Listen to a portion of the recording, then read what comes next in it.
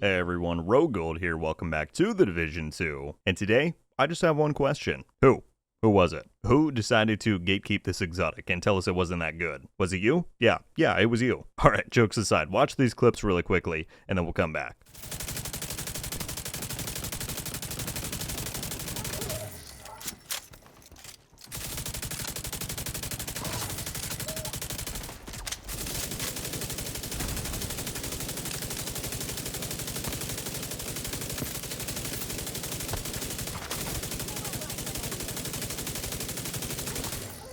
Alright, so in today's video we are of course going to be talking about the blue screen exotic LMG on my stream that I did this week, which by the way, if you weren't aware, I go live right here on the channel every Tuesday. We would love to see you there. But I was talked into attempting a solo run of the new master difficulty, and in working out a build for that, I was highly recommended to try out a blue screen build. And I'll admit, I was quite skeptical. Now, I knew this item had some usage, right? I've had people telling me for a while they've been using it for this or that, and I haven't been completely ignorant to the fact that it could have some potential, right? It got its mods doubled in power in TU22. In that same update, it got a small damage increase, a doubled amount of mag size, and believe it or not, with TU23 next week, it is getting a 40% reload speed buff up to 3 seconds. Despite all of that, however, I still just didn't believe that the talent on it was as potent as it actually is. And I'll explain why that is. Now, maybe there's some of you watching who are like, yeah, duh, the blue screen has been good, but I'm willing to bet there is a good number of you who didn't believe it was either. However, as you saw in those clips of Master and in the background footage here, it has amazing crowd control potential. Built properly, it can have a crazy amount of damage despite its talent nor mods giving you any sort of damage or crit damage bonuses, and this gun pretty much single-handedly enabled me to solo Master on my first try when I was live this past Tuesday. So, let's take a look at why that is, and at least why myself was unaware of its potential for so long.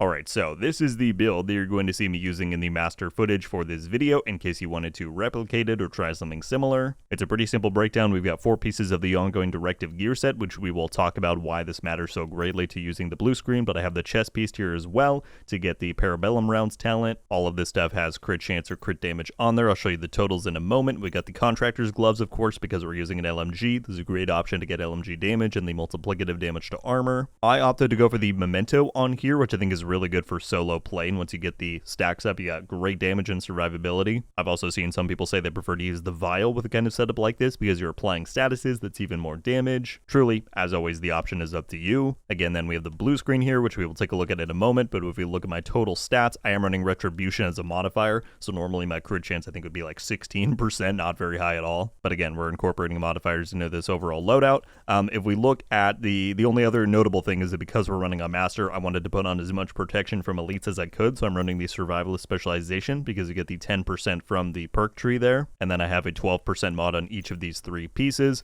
so yeah, that's the only other change. But let's talk about the thing itself, shall we? This is the blue screen. I'm sure many of you have seen this weapon before, you've probably even used it. And look, I was not somebody who thought that this is a terrible weapon. I always thought that its talent called Disruptor Rounds was pretty good for crowd control, but there was one component to it that I simply didn't realize, and again, I'm going to bet that a lot of you didn't either. So it reads that shooting an enemy marks that enemy and adds a stack to yourself up to a count of 50. Shooting a marked enemy refreshes the mark, blah blah blah. When you deploy a non-shield skill, you remove all stacks on yourself and trigger an effect for all marked enemies. And it then lays out those effects right here. If you have 1 to 10 stacks on yourself, it pulses the marked target for 5 seconds. If you have 11 to 25, it pulses and disrupts. If you have 26 to 49, it pulses, disrupts, and disorients. And at 50, it does all 3 of those, and it marks all hostiles within 10 meters of that marked enemy. Here's the thing. All of this time, since this weapon released, I thought you had to go through the condition that it says right there, when you deploy a non-shield skill to trigger all of those effects. What I did not realize, and again, maybe this was just due to my own,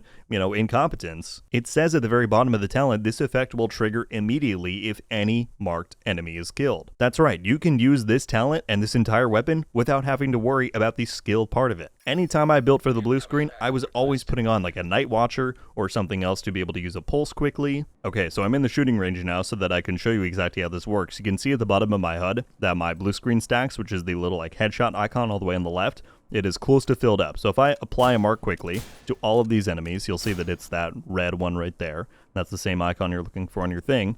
Since I'm at almost 50 stacks, if I now kill this guy, all of these enemies are going to get that effect on them.